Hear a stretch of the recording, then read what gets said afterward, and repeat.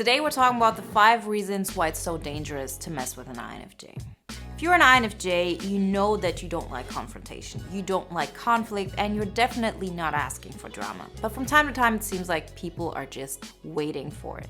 There's nothing you can do to avoid it, and at some point, you have to strike back. And if that happens, it has huge consequences, not just for others, but believe it or not, for the INFJ as well. And today we're going to talk about the 5 reasons why it's so dangerous to mess with an INFJ. Hey INFJs, if you ever felt like you're living life on someone else's term, this is for you. My INFJ Epic Life Bootcamp is where we transform overwhelm into aligned action together.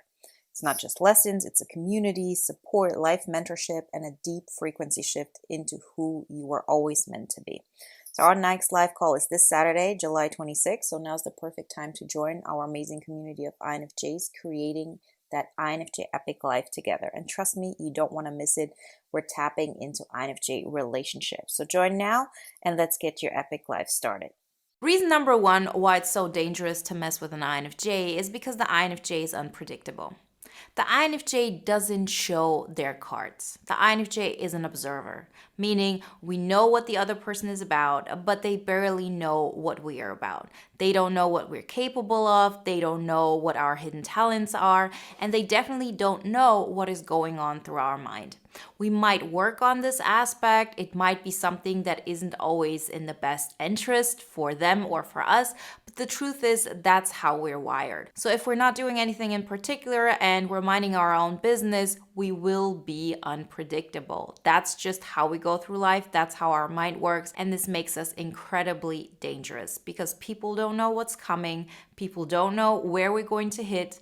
And they don't know when it's going to be that time or when they've definitely crossed a boundary that we cannot take anymore. Reason number 2 why it's so dangerous to mess with an INFJ is because INFJs are subtle.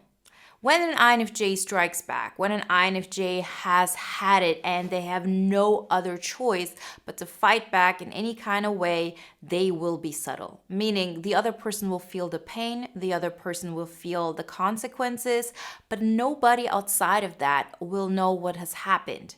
It's not that the INFJ will have any consequences to their actions. Because when the INFJ strikes back, they strike back in a psychological way. They hurt another person in such a way that makes a huge impact for the other person, but it doesn't have an impact in a real life. It's not like the INFJ is doing something illegal. It's not like we're using verbal or emotional abuse. We're just pretty much showing the truth. We're showing a mirror to another person and we're showing them something they don't want to see. It's incredibly hurtful, but guess what? It's subtle. Nobody will know, and so it won't have any consequences for an INFJ in the real world. And guess what? When you have a person like this, then there is no holding them back. Because again, if they have nothing to lose, they will strike. And since the INFJ won't face any real life consequences, they're pretty much unstoppable. There's nothing holding them back than the feeling the INFJ is going to have once they have to go to that length. Reason number 3 why it's so dangerous to mess with an INFJ is because they will fight back where it hurts.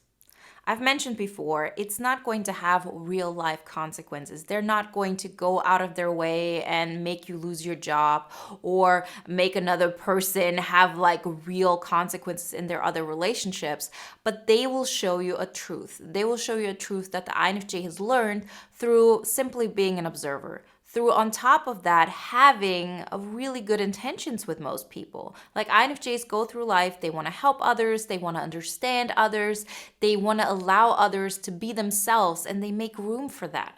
But when another person takes up that room, it also allows the INFJ to see what they're all about. They see what the other person's insecurities are. They see what things they try to hide, not only from others, but from themselves. And that's where the INFJ hurts. They start showing you a different kind of reality that is based on all the insecurities that you feel about yourself. It's just like the INFJ morphs into another person. And for us INFJs, sometimes it's difficult to understand, who am I really? Am I the person that I was before? Am I the person that I am now? The truth is something in between because in the end, we never want to hurt people and we don't have to bluntly say to others, listen, I see that you're uncomfortable in these situations and you're insecure about these three things, and I'm going to present that to you.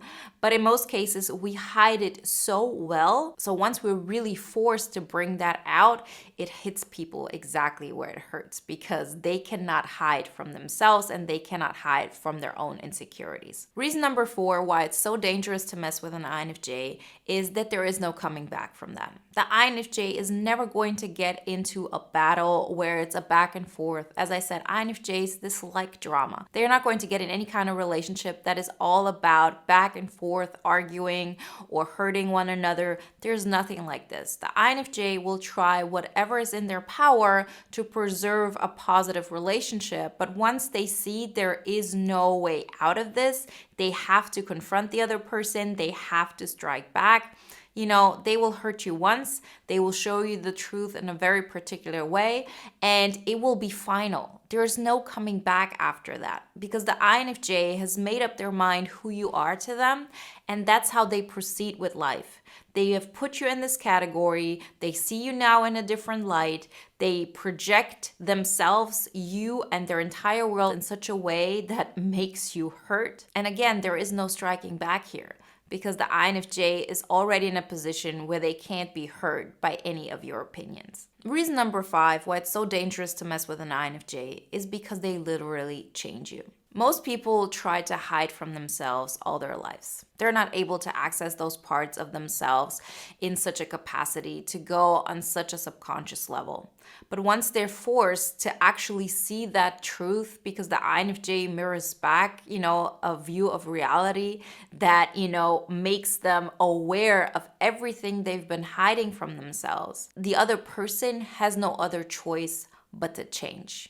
Because they are confronted with this pain and they have to feel it, they can't hide from it, and every single time you confront it with this kind of pain, you automatically change. It changes you. You want different things, you go about your life differently, you as a person have changed. And it's a grieving process, it's a transformational process, and in most cases, I would say it's a good thing. But nonetheless, it's something that 99.9% of people will try to avoid because it's so painful. And so if you mess with an INFJ and it really gets to this place, be aware it's going to change you. It's not going to be just, oh, they were mean to me and that was an uncomfortable situation. No, you will carry this interaction with you for the rest of your life because from that moment on, you're going to be a different person. So people have to be aware that it's dangerous to mess with an INFJ. But are they aware of it? No.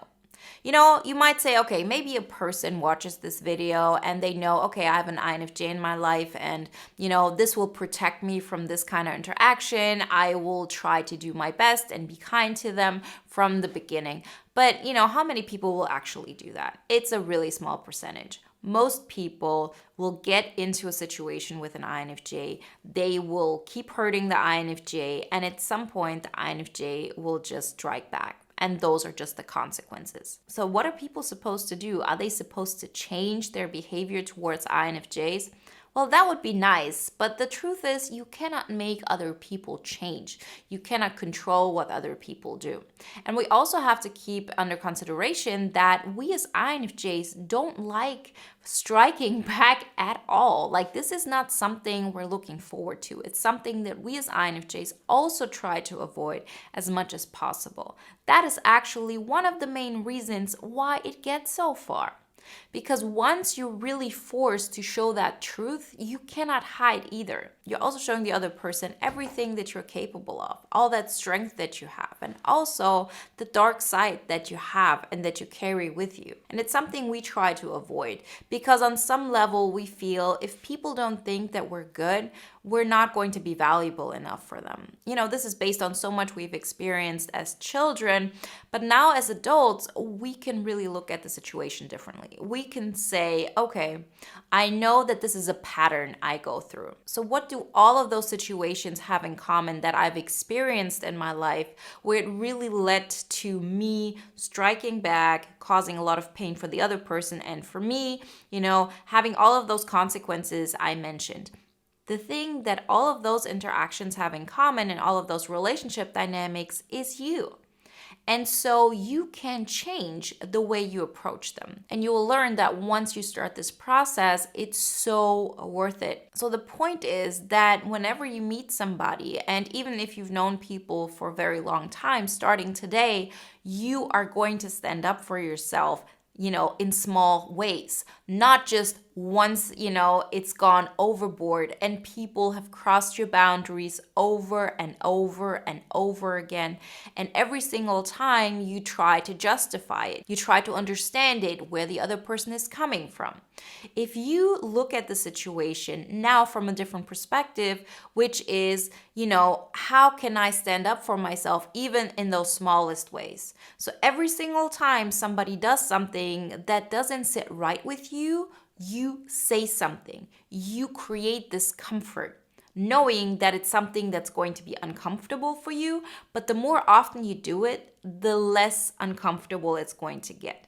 Because the more you're going to be aware of what you are feeling, and the less you're going to be aware of what the other person is feeling. So you will change how you feel about the situation, and therefore will be much more your own best ally and your own best friend. Like, it's a completely different approach to how all of those relationships have gone so far. And I've worked with so many INFJs, and I've seen it in boot camp. I've seen people writing me after doing the audio guide. I've seen it in comments. It is something that INFJs really can get to. I've experienced that change, and I know you can too. So make sure that, starting today, you're going to be confrontational when it comes to people doing something that doesn't sit right with you. And you're not going to stand back because you're afraid of the consequences. Because the truth is, if you wait too long, at some point, you're going to react really harshly. That's when those door slam situations happen. That's when you really hit people exactly where it hurts. And you create situations that are way more painful than, you standing up for yourself in small ways. You will feel like it's confrontational, but once you've gone through that process, you will look back at it and understand that there was nothing confrontational about it. You were just making sure that you were protecting your own boundaries. And guess what? You have the right to do that.